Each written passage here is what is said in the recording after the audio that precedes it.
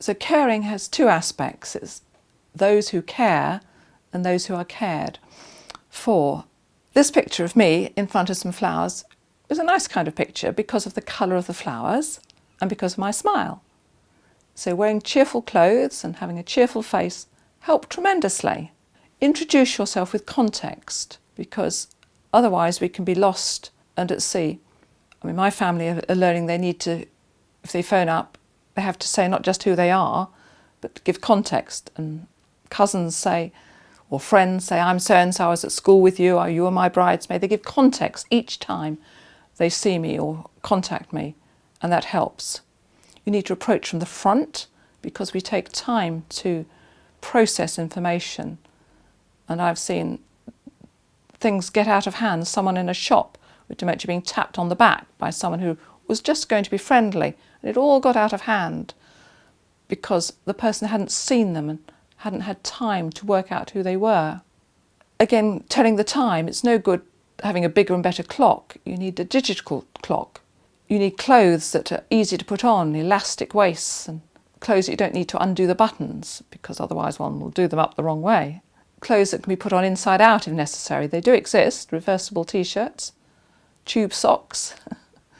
They're always round, these things, and if people are always leaving things on the floor because they can't cope with coat hangers, have an extra rail in the wardrobe and just hang the things over the rail. Remove clothes that aren't appropriate. Don't give one too much choice, just one thing at a time. Don't say, what do you want to wear today? What about this blue outfit? And always leave with a smile. Now, carers themselves need to be looked after. This picture of someone waiting for the train. Are they waiting to get on the train as an exit strategy or to get under the train?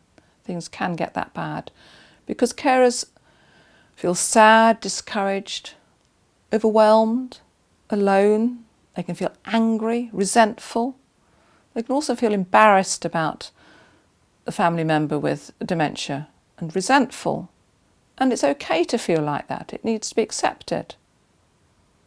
Younger members of the family can run away. I've even known people emigrate just to get away because they don't know what to do. It's fear, I think, fear of the unknown, which is why it's so important to educate people and explain that there are ways of coping.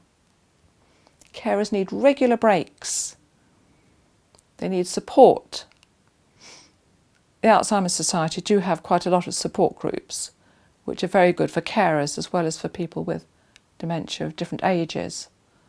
I know one of my problems to start with was having the younger people with dementia were quite hard to find, but the Alzheimer's Society had groups for under 65s which were excellent. Carers can also suffer guilt and grieve. They grieve for loss of relationship. They might even grieve for a relationship that never was and now never can be. So don't assume you really understand what's going on. Give them opportunity to explain if they want to, and if they don't want to, accept that as well. They need to laugh and share and get away.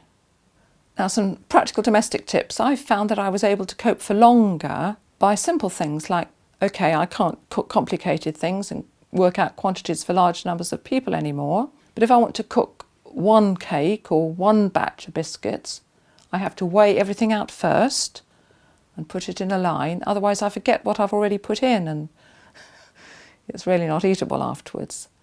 And it's been wonderful to encourage other people to do this and see women who've given up cooking start again and bring in their cakes so proudly. It's lovely. Medication can be a problem, but my family have tracked down a marvellous rainbow weekly pill dispenser, which actually tells me the day of the week on it, which is a great help each day when I get it out. So I know whether I've taken the tablets when and where I'm up to in the week. But if people are really confused with medication, I've seen even nomads torn apart by people with dementia, weeks ahead, tablets all over the floor.